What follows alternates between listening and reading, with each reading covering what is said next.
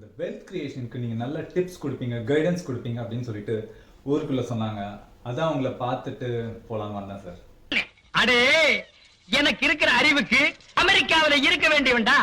ஓ, அப்படியே என்னை பத்தி ஊருக்குள்ள பேசிக்கிறாங்க. பட் நான் ஒன்றும் பெரிய ஆள்லாம் கிடையாதுங்க. நானும் உங்களை மாதிரி தான், நார்மல் பர்சன் தான். எனக்கு தெரிஞ்ச இன்ஃபர்மேஷனை மற்றவங்களுக்கு ஷேர் பண்றேன், அவ்வளோதான் சார். உங்களை போல பெருந்தன்மையான ஆளுங்களை பார்க்கறது ரொம்ப சந்தோஷமா இருக்கு சார். உனக்கு தெரியுது, நம்ம ஊர் ஜனங்களுக்கு தெரியலையே. நான் வெல்த் கிரியேட் பண்றதுக்கு என்ன பண்ணணும் அதை நீங்க சொல்லுங்க சார்.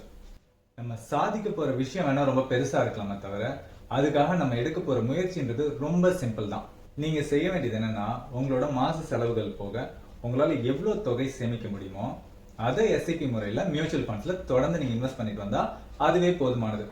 என்ன ஒரே ஒரு விஷயம் நீங்க தொடர்ந்து கடைபிடிக்கணும் அப்படின்னா, வருஷம் நீங்க இன்வெஸ்ட் பண்ற தொகையை கூட்டிகிட்டே வரணும். அதாவது 2000 இன்வெஸ்ட் பண்ண ஸ்டார்ட் பண்ணீங்கன்னா 4000 ஆகணும், 6000 ஆகணும். ஸோ உங்களோட வசதிக்கு எவ்வளவு முடியுதோ அதை ஸ்டெப் அப் முறையில நீங்க இன்க்ரீஸ் பண்ணிட்டே வந்துட்டீங்கன்னா, டவுன் த லைன் பாத்தீங்கன்னா ஒரு 5 வருஷம், 10 வருஷம், 15 வருஷத்துல உங்களோட வெல்த் கிரியேட் ஆகிட்டே வரும். ஒரு 5 லட்சம், 10 லட்சம், 15 லட்சம் அது ஒரு பக்கம் க்ரோ ஆகிட்டே இருக்கும். அப்ப நீங்க எதிர்காலத்துல வாழ்க்கையோட எந்த பிரச்சனையும் தைரியமா எதிர்கொள்ற மாதிரி ப்ரிப்பேர் ஆயிடுவீங்க, அவ்வளவுதான்.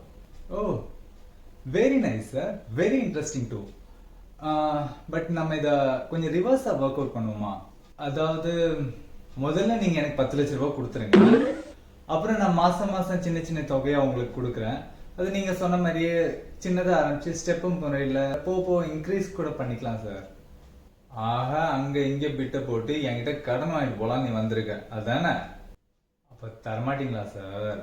உங்களை எல்லாம் எத்தனை நம்பிகள் வந்தாலும் திருத்தவே முடியாது.